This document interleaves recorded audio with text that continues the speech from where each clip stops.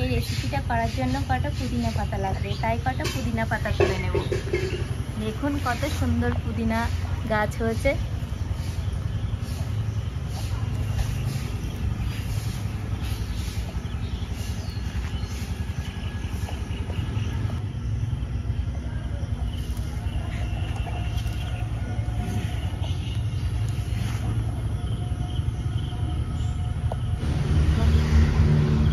কটাতেই হয়ে যাবে, আর লাগবে না। চলুন রান্নাঘরে যাই। আজ বানাবো গন্ধরাজ চিংড়ির পকোড়া আর তার সাথে পুদিনার চাটনি। আপনারা দেখতে থাকুন পুরো ভিডিওটা প্রথম থেকে শেষ অবধি। গন্ধরাজ চিংড়ির পকোড়া করার জন্য আগে চাটনিটা তৈরি করে নেব। চাটনি করার জন্য টমেটো, রসুন, শুকনো লঙ্কা, কাঁচা লঙ্কা এগুলো লাগবে। এগুলোই ভালো করে তেল মেখে নেব।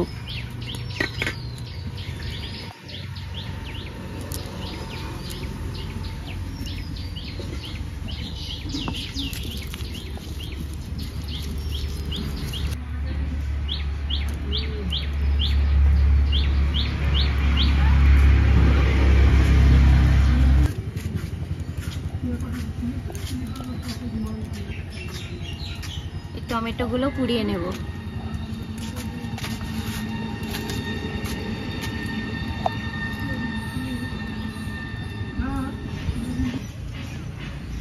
টমেটো, রসুন, শুকনো লঙ্কা, কাঁচা লঙ্কা এগুলো প্রায় পোড়া হয়েই গেল।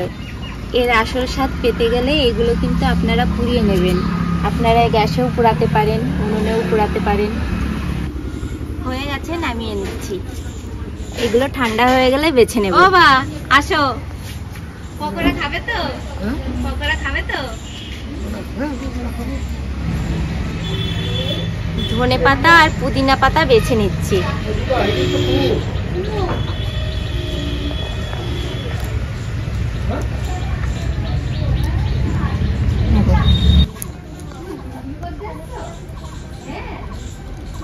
দেখুন কত সুন্দর পুড়েছে।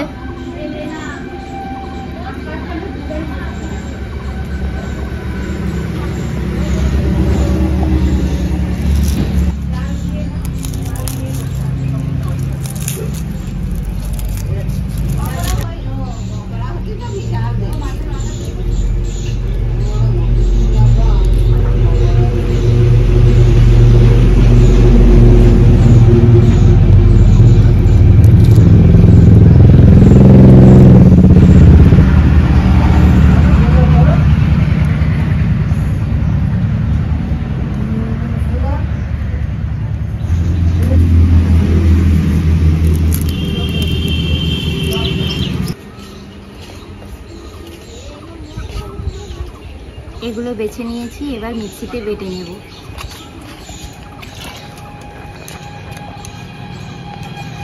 টমেটো, রসুন, শুকনো লঙ্কা, কাঁচা লঙ্কা,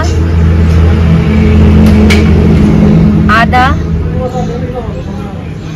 পাতিলেবু,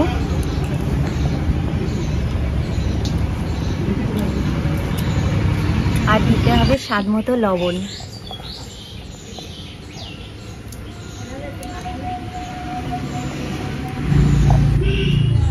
বেটে নেব। এই যে দেখুন গন্ধরাজ লেবু, খোসাটা কুড়িয়ে নেব।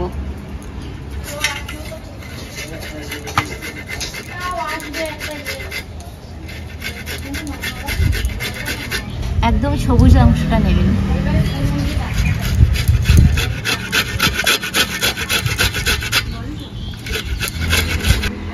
গন্ধরাজ চিংড়ির পকোড়া করার জন্য এই খোসাটাই মেন দরকার। মিনিটের জন্য চিংড়ি মাছটা মেখে রাখবো।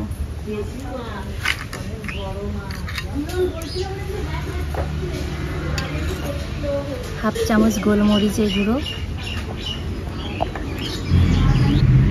রসুন বাটা, আদা বাটা, লঙ্কা বাটা, 1 চামচ রসুন বাটা, আদা বাটা, কাঁচা লঙ্কা বাটা, স্বাদ মতো লবণ,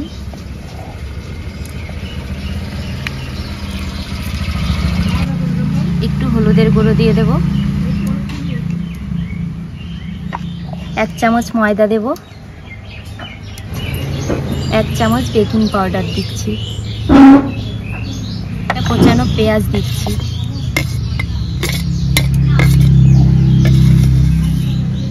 একটু চিনি দিচ্ছি, দিয়ে দিচ্ছি,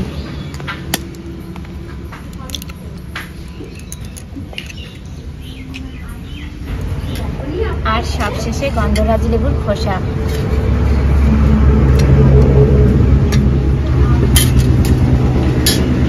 এবার ভালো করে মেখে নেব।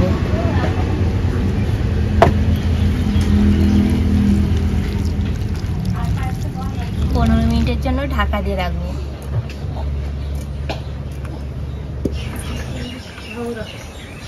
বলবো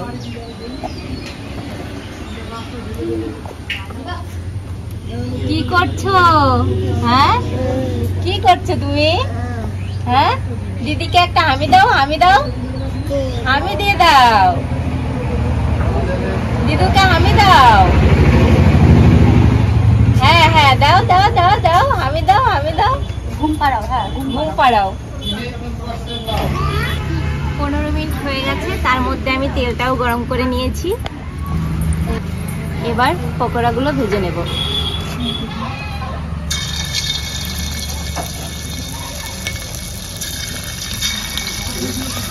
হালকা আঁচে ভাজবেন, নইলে পুড়ে যাবে।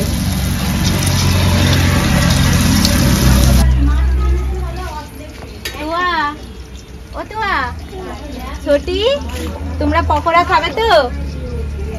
চিংড়ির পকোড়া করছি।